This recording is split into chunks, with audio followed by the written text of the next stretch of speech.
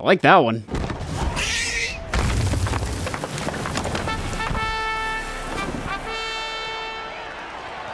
The Shelma lies defeated by Geralt of Rithia, master of the witchering trade. Behold, as the last gasps of life seep from the beast.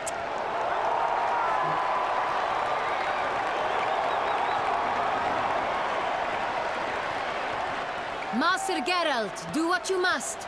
Finish the deed! Sure. It's already in pain. Enough. Poor creature. The monster lies slain! The fight is done! Praised be the victors!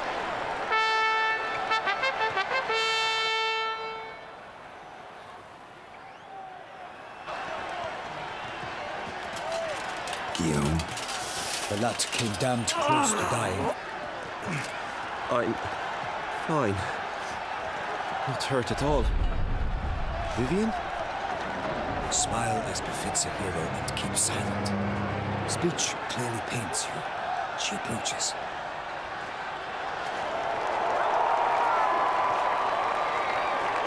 Geralt. We must talk. Vivian. You shall talk later, in the medic's tent. Geralt, magnificent, breathtaking. Your Grace. We knew that to summon you was a brilliant idea. We are delighted, ravished to have struck upon it. And I'm truly, honored. See to our young hero. Hop, hop. For we must make off with Geralt. We should talk. We had been long awaiting your arrival. Had nearly lost hope. Then suddenly, that entrance, so spectacular.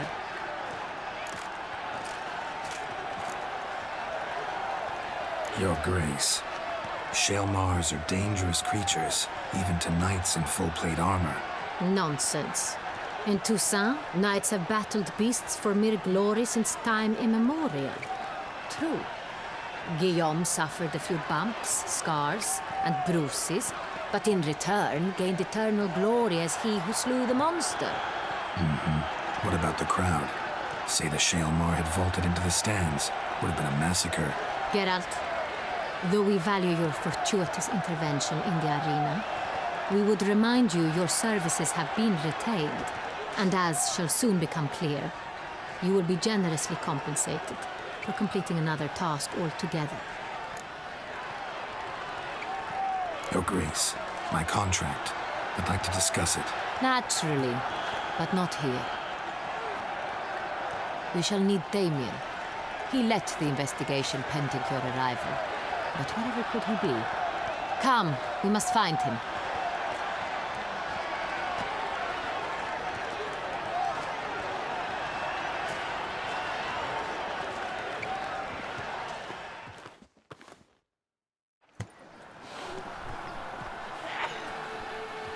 Tell us, have you come alone? Or did Viscount Julian accompany you? Wish to see Dandelion, Your Grace? Yes. I mean, no. Yes. But solely to tell him we regret. Yes, deeply regret rescinding the death sentence we so justly handed down upon him. If we could turn back time, we would make certain he sat in a tower till he rotted. No, we would ensure he was broken on the wheel, then drawn, hanged, and quartered.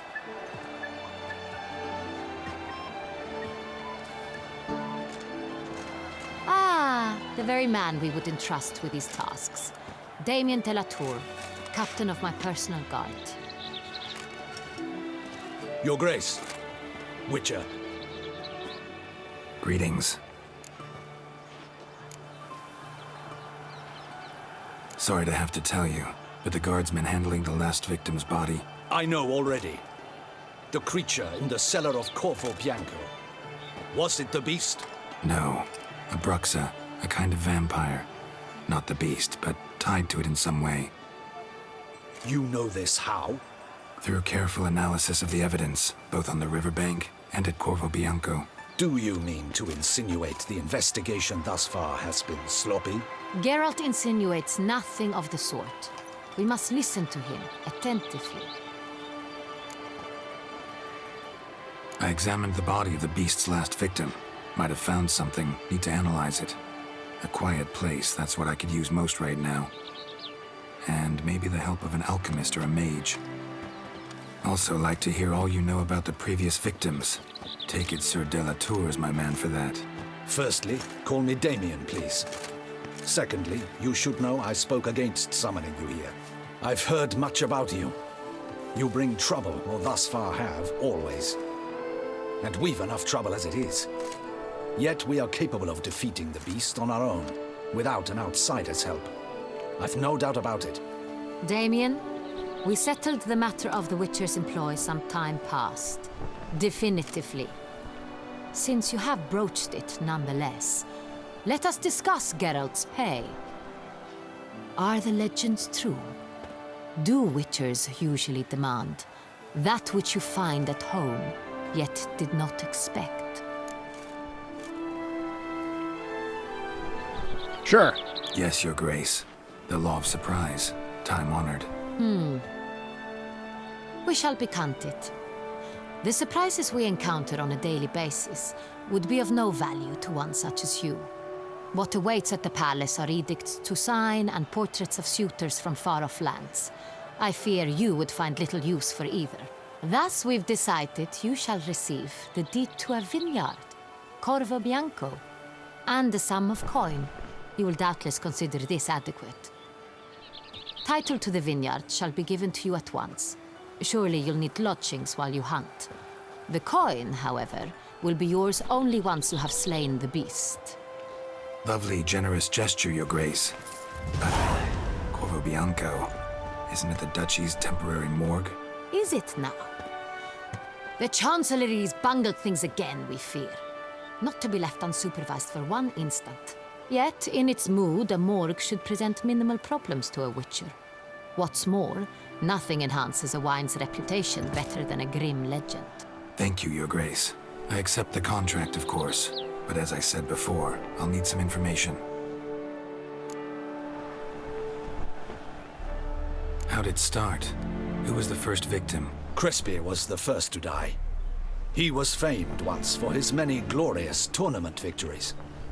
Then he grew old, hung up his sword, and took to winemaking. Crespy was not loved by the wine merchants. He was ruthless in business and thought to cheat many a time. He asked us for a dispensation from all court ceremonies. We did not grant it.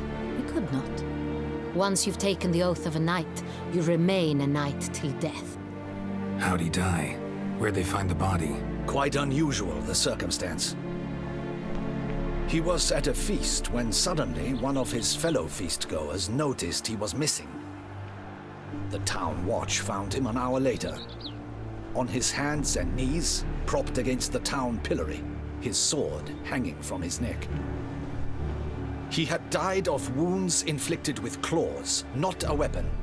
Blows of great force. So he died suddenly, but the body was on its knees, meaning someone posed it. So it seems. Second murder. Tell me what you know. In the city there are certain nooks. No one reasonable ventures there after dark. Ramon Dulac's corpse was found in one such place. With the first murder, terror gripped the city. Its inhabitants grew wary, kept to safe areas. Consequently, news of the second victim came to us from a group of concerned cut-purses. Criminals fear the beast? Telling in a way. Take it you've excluded the possibility that Ramon died at the hands of these bandits. Do you believe me an amateur? Not hands, but claws killed Ramon Dulac. The wound was deep, clean. His body was found in the gutter, dressed in nightshirt and cap, a pillow placed under his head, and his sword replaced by a bed warmer. Ramon Dulac, a knight who but a dozen years past was an advisor to our father, the Duke. Someone went to a lot of trouble to make him look ridiculous. Maybe revenge was the motive. It's not out of the question.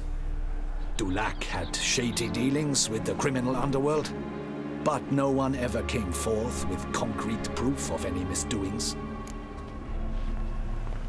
So, first two victims were knights, best years behind them. The same could be said of the third. Sir Delacroix was wont to claim that in modern times knights face new challenges, enterprise being the latest addition to the chivalric virtues. He made a veritable fortune in the grain trade. Palmerin even nicknamed him Sir de la Stinchi. Found a coin pouch on his body. Contained florins dating from various times, hailing from different provinces of the Empire. Delacroix loved coin, true, but had no patience for numismatics. Lots of similarities between the victims. All the bodies were found in strange places under extraordinary circumstances. Seems the murderer, whoever or whatever it is, has some meaning to convey. These were honorable men. We are horrified by the disdain, the disrespect with which they were treated. These were knights of Toussaint. Blast it. Might be the point. From what you say, none was a model of virtue. Ever considered that's what the beast's trying to draw attention to? All the murdered men were knights who swore fealty to the 5 chivalric virtues. And even if the Knights of Toussaint swear fealty to what virtues exactly? honor, wisdom, generosity, valor, and compassion. 5 virtues. Why are they so important to your knights? Strange question. Your Grace, forgive me. I'm a foreigner trying to understand another land's customs. You are forgiven. According to legend, the virtues we cultivate were bestowed upon us by the Lady of the Lake. How we truly came to espouse them, none remember. In Toussaint, we believe men of low birth should be simple-hearted and obedient. We expect much more, however, of our knights. They are to be soldiers and courtiers, lords and servants. Thus, the need for clear moral guidelines. At the time of his dubbing, a knight vows to demonstrate throughout his life honor, wisdom, generosity, valor, and compassion. Beast seems to be pointing up moral decay, denouncing it. Victims were all humiliated. Might have been murdered to emphasize their lack of specific chivalric virtues. Honor compromised by the pillory. Wisdom by ridicule. Generosity by a coin pouch shoved down a throat. It seems to fit, true, though not perfectly. Can't discount the theory if it's on the lips of everyone in town. Say our reasoning's right. Next murder will be just as showy and denounce the victim's lack of the 4th virtue, valor. We can also assume that victim will be an elder knight. Let's think. At the moment, all the knights are either at the tourney grounds or in the palace gardens. Our annual hare hunt shall begin there shortly.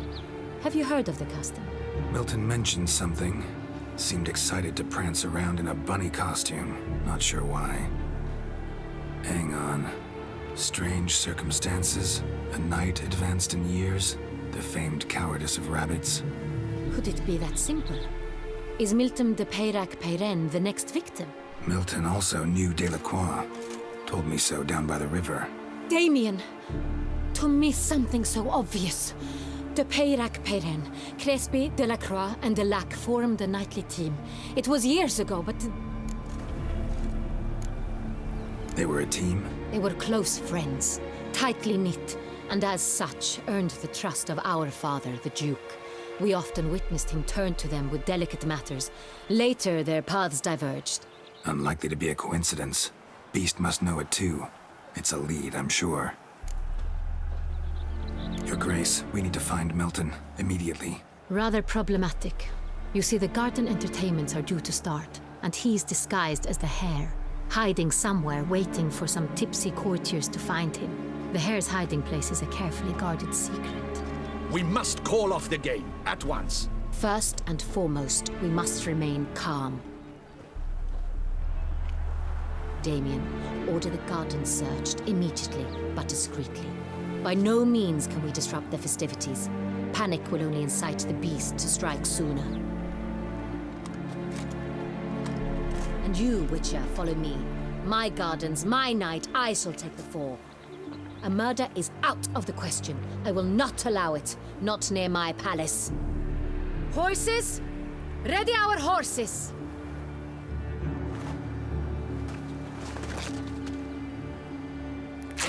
Your Grace!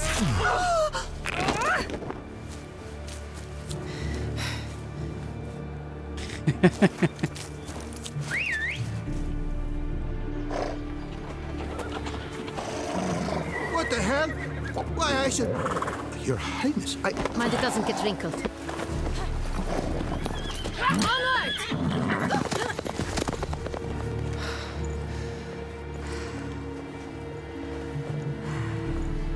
Hey! That is silk! Be careful! Give it to me!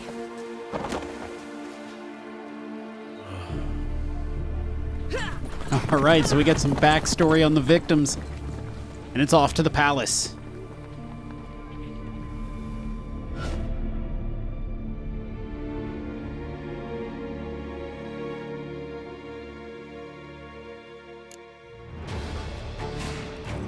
Hurry! Grace seems right at home in the saddle. I thought we were trying to remain calm and not cause a problem. The queen running through the city incites a problem. The way I said.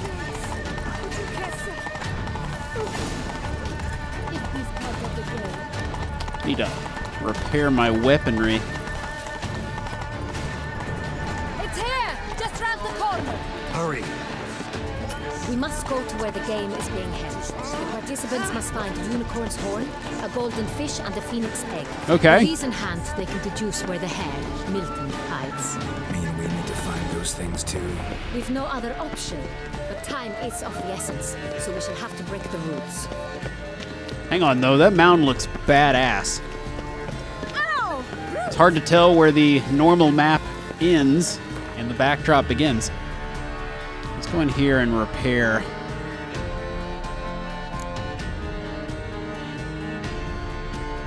Okay, let's see. You should have something in here that I can use to fix it.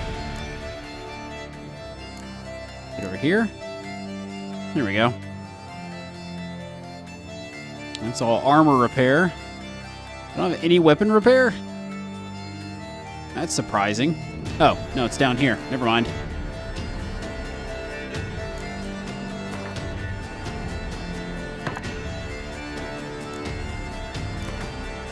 Go ahead and repair them both.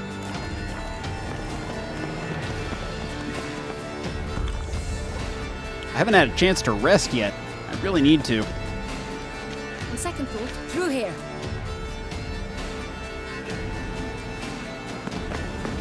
I shall show you where the hunt plays out. Then we will split up. You will get hold of the unicorn horn and the golden fish, while I nab the phoenix egg. That will be quickest. Golden fish. Do I need a rod or a net? Please, Geralt. It's not a real fish. Look there, towards the water. See the lights? The hunters are trying to hook the fish from boats. You must simply dive in and find it. The unicorn. How do I catch it? It's terribly skittish, true, but I'm sure you will find a way to earn its trust. Turns around, over there, look. The golden fish and the horn both contain things or clues that will help us find Milton. Once you have fish and horn, find me among the other phoenix egg hunters. All clear? Then let's get to it. All right. We got some things to collect. Of course, how do I get down there quickly? Maybe I can just run down here. All right, let's go ahead and meditate real quick. We'll just meditate till morning. It's probably the best idea. All right, guys, so I'm going to cut the video here. In the next episode, we will continue on trying to find these two items. I'll see you then.